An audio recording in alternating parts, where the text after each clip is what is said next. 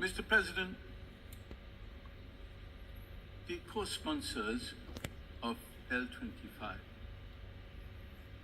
have been circumspect in the language that has been used in document L25. The document has not condemned Israel by name. And this has been a deliberate act of moderation on the part of the sponsors. Because if one were to see the situation that is on the ground with Israeli bombs that are there for 20 days against the helpless Palestinian people, with 7,000 men, women, and small children, half of them children, killed by Israel in the last 20 days, 17,000 injured, 1.1 million Palestinians displaced. The enormity of the crimes that are being committed by Israel against the Palestinian people are so great and enormous that it is amazing that when my friend from Canada insists on naming the organization Hamas, that he does not feel the need for the equity and balance and fairness for which Canada is so well known. He does not feel the need to name Israel for killing 7,000 Palestinians and injuring 17,000. Only Hamas. Is this balance? He says what needs to be named has to be named. We believe Israel needs to be named. If you are fair, if you are equitable, if you are just, you will not blame one side and not the other. And if you were to go back to the issue of who started this, we all know who started this. It is a 50 years of Israeli occupation and the murder and killing of Palestinians with impunity that started this. When you push a people into the corner, they will respond. This is what the Secretary General said. It did not happen in a vacuum. And look at the reaction that came from the Israeli representative, insulting the Secretary General, calling for his resignation. They can't face the truth. They can't face justice. They can't face the fact that the crime has originated with the Israelis.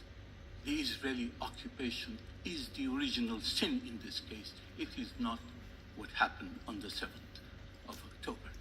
That is a proximate cause. But the real cause is the occupation of Palestine.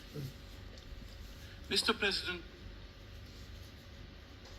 it was not our purpose to name anybody in this text. My colleague from Canada says, well, the hostages, we don't speak of the hostages. The text does speak in balanced terms for the release of all who are held against their will. But not only the Israeli hostages, also the Palestinians. They have the same rights. They are human beings too. And if you only focus on your kith and kin in Israel and forget the Palestinians because they are different, are they people of a lesser God? I think if Canada was fair, if Canada was really equitable, it would agree either to name everybody, both sides who are guilty of having committed crimes, or it would not name either, as we chose in L25 not to name anybody. But if the Canadian amendment passes, Pakistan will withdraw its co-sponsorship of L25, and we will submit an amendment to the text of the resolution, which will strongly condemn all indiscriminate attacks by Israel, the occupying power, against the Palestinian civilian population. That, I hope we will have the opportunity at the appropriate time to do so. But my appeal to all member states here is not to support the one-sided Canadian amendment, the unequal Canadian amendment, the unfair Canadian amendment.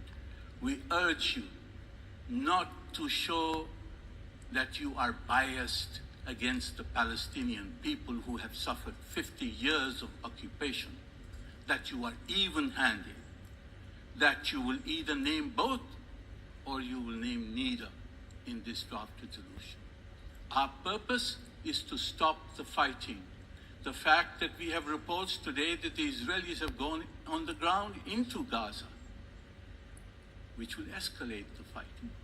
It is all the more reason for this General Assembly to pass a resolution which is unequivocal in calling for a halt to the fighting, to the hostilities, and that is what we must do this afternoon.